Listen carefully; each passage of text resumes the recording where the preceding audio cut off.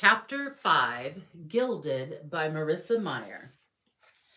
Cyrilda held the hunter's soulless gaze, feeling too brittle, too vulnerable. And yet her tongue, that idiotic lying tongue, went right on talking.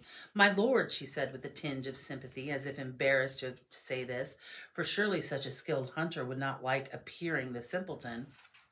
"The forest creatures live in the ashen wood, to the west of the great oak, and a little to the north, I think. At least that's what the stories say." For the first time, a flicker of anger passed over the hunter's face. Anger, but almost uncertainty. He couldn't quite tell whether she was playing games with him or not. Even a great tyrant such as he couldn't tell if she was lying. She lifted a hand and laid her fingers ever so delicately on his wrist. He twitched at the unexpected touch. She started at the feel of his skin. Her fingers might have been cold, but at least they still had warm blood coursing through them, whereas the hunter's skin had quite frosted over. Without warning, he jerked away, freeing her with the imminent threat of his blade. "I mean no disrespect," Cyrilda said, "but I really must tend to my work. The moon will be gone soon, and the straw will not be compliant. I like to work with the best materials when I can." Without waiting for a response, Cyrilda picked up the shovel again, along with the bucket overflowing with snow, which she promptly dug out. Head lifted high, she dared to walk past the hunter, past his horse, and into the field. The rest of the hunting party backed away, giving her space as Cyrilda began scooping away the top layer of snow to reveal the crushed grain underneath, the sad little stalks that had been left behind from the fall harvest. It looked nothing like gold. What a ridiculous lie this was turning into. But Cyrilda knew that full-hearted commitment was the only way to persuade someone of an untruth. So she kept her face placid as she began to pull the stalks up with her bare, freezing hands and toss them into the bucket. For a long while, there were only the sounds of her working and the occasional shuffle of horse hooves and the low growl of hounds. Then a light, raspy voice said, "I have heard tales of gold spinners blessed by Hulda." Cyrilda looked up at the nearest rider, a pale-skinned woman, hazy around the edges, hair in braided crown atop her head. She wore riding breeches and leather armor accented by a deep red stain all down the front of the tunic. It was a sickening amount of blood, all no doubt from the deep gashes across her throat. She held Cyrilda's gaze a moment, emotionless, before glancing at their leader. "I believe she speaks true."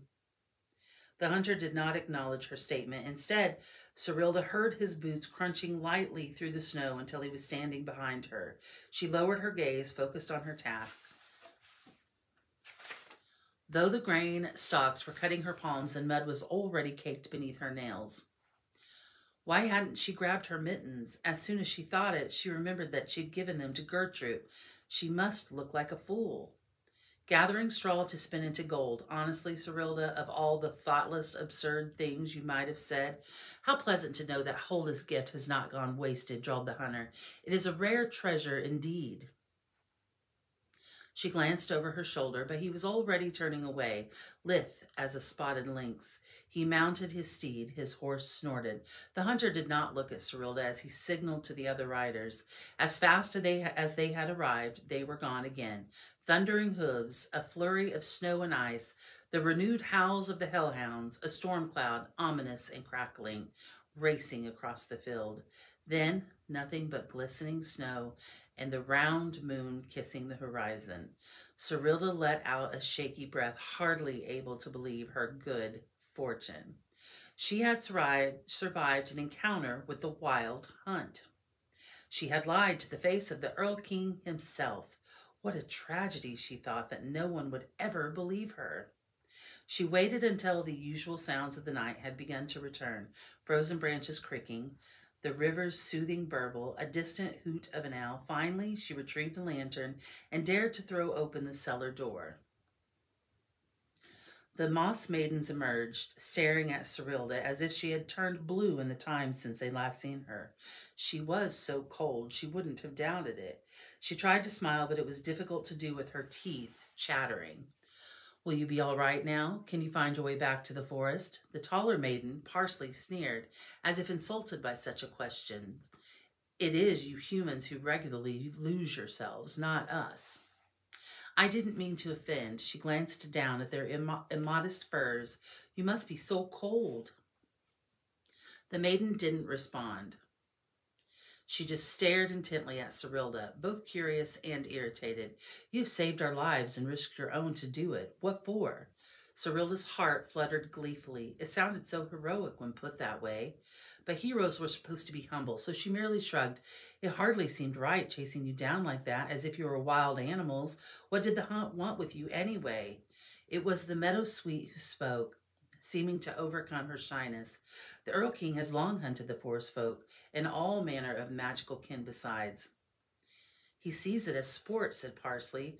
Suppose when you've been hunting so long as he has, taking home the head of a common stag must not seem like much of a prize. Cyrilda's lips parted in shock. He meant to kill you? They both looked at her as if she were dense, but Cyrilda had assumed the hunt was chasing them to capture them, which perhaps was worse in some ways, but to murder such graceful beings for the fun of it, the idea sickened her. We typically have means of protecting ourselves from the hunt and evading those hounds, says Parsley. They cannot find us when we stay under the protection of our shrub grandmother, but my sister and I were not able to make it back before nightfall. I am glad I could help, said Cyrilda. You are welcome to hide in my root cellar any time you'd like. We owe you a debt, said Meadowsweet. Cyrilda shook her head. I won't hear of it. Believe me, the adventure was well worth the risk. The maidens exchanged a look, and whatever passed between them, Cyrilda could see they didn't like it. But there was resignation in Parsley's scowl. She stepped closer to Cyrilda and fidgeted with something on her finger. All magic requires payment to keep our worlds in balance. Will you accept this token in return for the aid you've given me this night? Struck speechless, Cyrilda opened her palm. The maiden dropped a ring into it. This isn't necessary, and I certainly didn't do magic. Parsley tilted her head, a rather bird-like gesture. Are you certain? Before Cyrilda could respond, Meadowsweet had stepped closer and removed a thin chain from her neck. And will you accept this token, she said, in return for the aid you'd given me? She looped the necklace around Cyrilda's outstretched palm. It bore a small oval locket. Both pieces of jewelry shone gold in the moonlight, actual gold. They must be worth a great deal. But what were forest folk doing with them?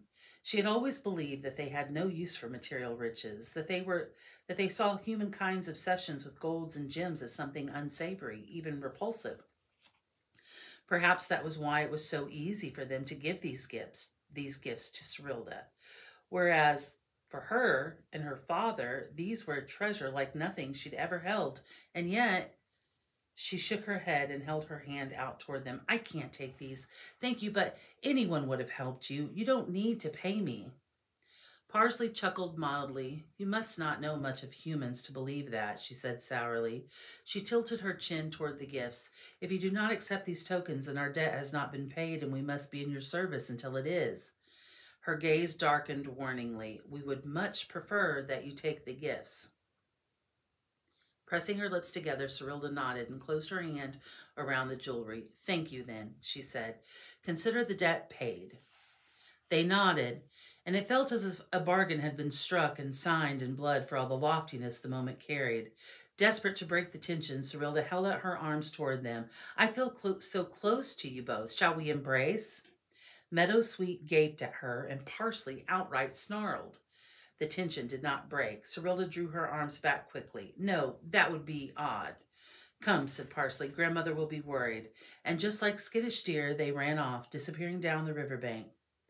By the old gods, muttered Cyrilda, what a night! She banged her boots on the side of the house to rid them of snow before going inside. Snores greeted her. Her father was still sleeping like a groundhog, utterly oblivious. Cyrilda slipped off her cloak and sat with a sigh before the hearth. She added a block of bog peat to keep the fire smoldering. In the light of the embers, she tilted forward and peered down at her rewards. 1 gold ring, 1 golden locket. When they caught the light, she saw that the ring bore a mark, a crest, like something a noble family might put on on a fancy wax seal. Cerilda had to squint to make it out. The design appeared to be of tatzelworm, a great mythical beast that was mostly serpentine with a feline head. Its body was wrapped elegantly around the R. Cerilda had never seen anything quite like it before. Digging her thumbnails into the locket's clasp, she pried it open with a snap. Her breath caught with delight. She expected the locket to be empty, but inside there was a portrait, the tiniest, most delicate painting she'd ever seen, showing the resemblance of a most lovely little girl. She was but a child, Anna's age, if not a little younger, but clearly a princess or a duchess or someone of much importance. Strings of pearls decorated her golden curls, and a collar of lace framed her porcelain cheeks. The regal lift of her chin was somehow completely at odds with the impish glint in her eyes. Cerilda shut the locket and slipped the chain over her head. She slid the ring onto her finger. With a sigh, she crawled back beneath her covers. It was little comfort that she now had proof about what had transpired this night. Probably, if she showed anyone, they would think these things were stolen. Bad enough to be a liar, becoming a thief was a logical progression. Cerilda lay sleepless, staring up at the golden patterns and creeping shadows on the ceiling rafters, gripping the locket in her fist.